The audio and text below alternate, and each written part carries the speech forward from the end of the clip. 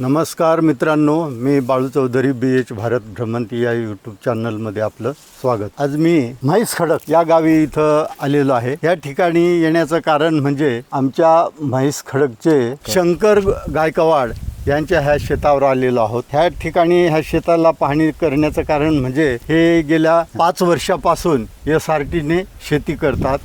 ह्या ठिकाणी त्यांचं तुम्ही बघू शकता की अतिशय सुंदर अशी ग्रोथ झालेली आहे। फुटवे पण खूप छान आहेत आणि हे क्षेत्र आणि याच्या खालचं क्षेत्र, ह्या झाडाच्या खालच्या क्षेत्रामध्ये त्यांनी SRT केलेली आहे। कशा प्रकारे त्यांनी जमिनीची मशागत केली, त्याच्यानंतर टोकननी कशी केली ते प्रत्यक्ष आपण त्यांना विचारू। आम्हाला सांगा शंकरदादा, आता तुम्ही हे टोकननी कोणत्या तारखेला केली होती? टोकननी म्हणजे जवळजवळ जूनचे ते 21-22चा जो पाऊस झाला त्याच्या अगोदरच टोकननी केली, म्हणजे कोरडेतच टोकननी केली। म्हणजे पावसापूर्वी धूळ वाफेची टोकन।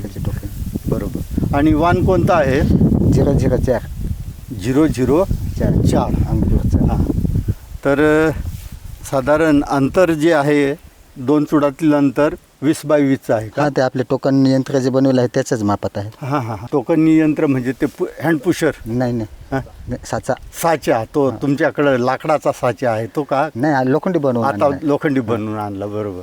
तर अशा प्रकारे त्यांनी ही, आता याला तुम्ही खताची मात्रा कशी दिली आणि केव्हा दिली? खत देऊन आता झाले असतील 15 दिवस झाले असतील। गोळी खत दिलंय। नाही, टोकन करते वेळेस कोणतंच खत वापरलं नव्हतं का? आणि नंतर मग गोळी खतच दिलं? नंतर गोळी खत दिलं। अजून काही त्याच्यावर प्रक्रिया, औषध फवारणी काही? औषध दुसरं काही नाही, दशपर्णी घरी बनवलं होतं तेच 2 वेळेस फवारणी केली त्याची। दशपर्णी म्हणजे कशी बनवायची ते सांगा ना, मग शेतकऱ्यांना पण समजेल। 10 झाडाचा पाला एकत्र केला आणि त्याच्यात गोमूत्र, शेण असं आणि हे मिरची, लसूण 30 दिवस कुजत केलं त्यांनी। 1 महिना जवळजवळ कुजवायचं। कुजवून ते गाळून घ्यायचं। ते 40-45 लिटर तयार झालं, म्हणजे 100 लिटरच्या ड्रममध्ये बनवलं। आणि प्रमाण कसं घेतलं ते? त्याचं 75 मिली 15 लिटरला। तर फक्त तेच दशपर्णीच फवारलेली? दशपर्णी 2 वेळेस फवारले। बरं, तुम्हाला 5 वर्ष आहे चालू, तर तुम्हाला लोक म्हणतात तणनाशकाने जमीन खराब होते, तर तुम्हाला काही तसं इथं आढळून आलं का? नाही, तसं काली एका आपल्या, पण मी त्यांच्या फोनवर मग दुर्लक्षच केलं। त्यांना सांगितलं, म्हटलं तणनाशक आणखीन सुद्धा फवारलं नाही मी माझ्या शेतात, तुम्ही येऊन पहा माझं शेत। हे नवीनच पद्धत, इथं जवळजवळ तुमचं एकट्याचंच शेत आहे, तर ही पद्धत कुठून आणि कशी, तुम्हाला कशी माहिती झाली? ते गादी वाफेज आपण केले ना तर हुमणी लई त्रास देते ना। मग पहिल्या वर्षी म्हणजे पहिले 2-3 वर्ष हुमणीचा लय अटॅक झालता। मग हुमणीचा बंदोबस्त औषध वापरून करण्यापेक्षा म्हटलं नैसर्गिकरित्या आपल्याला करता येईल का? त्याच्यामुळं मग प्लेन ठेवलं, रोटावेटर मारून घेतलं आणि दोरे लावून साचा मारत आणला आणि त्याच्यात दाणे टाकत आणले। मग हुमणीच्या वेळेस पाणी तुंबलं ना का, पाणी तुंबवून ठेवलं का हुमणी जवळजवळ नाहीशीच होते। बरं, 5 वर्षापूर्वी तुम्ही पारंपरिक पद्धतीने म्हणजे चिखल करून लावणी करत असाल, तर त्याच्यात आणि याच्यात काही फरक उत्पन्नात वगैरे?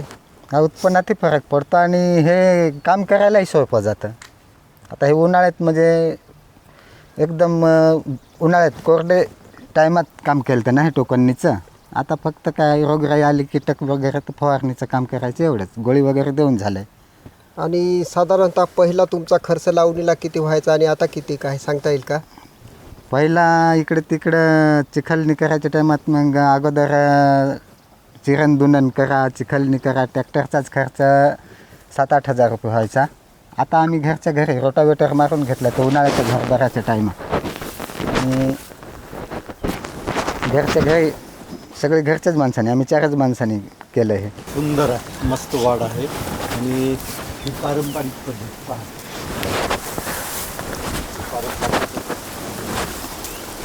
आपली इकडची SRTची शेती वाऱ्यावर मस्त बोलते। तर तुम्ही आपल्या नवीन शेतकऱ्यांना काय सांगा? नवीन शेतकऱ्यांनी SRT पद्धतीत शेती करावी असा माझा आग्रह राहील। आणि त्यांना जर समजा माहिती घ्यायची असेल म्हणजे माहिती विचारायची असेल तर आपण त्यांना त्यांच्या शेत बांधावर सुद्धा जाऊ शकतं. आणि तुमचा कॉन्टॅक्ट नंबर? माझा कॉन्टॅक्ट नंबर 87 67 88 0 83.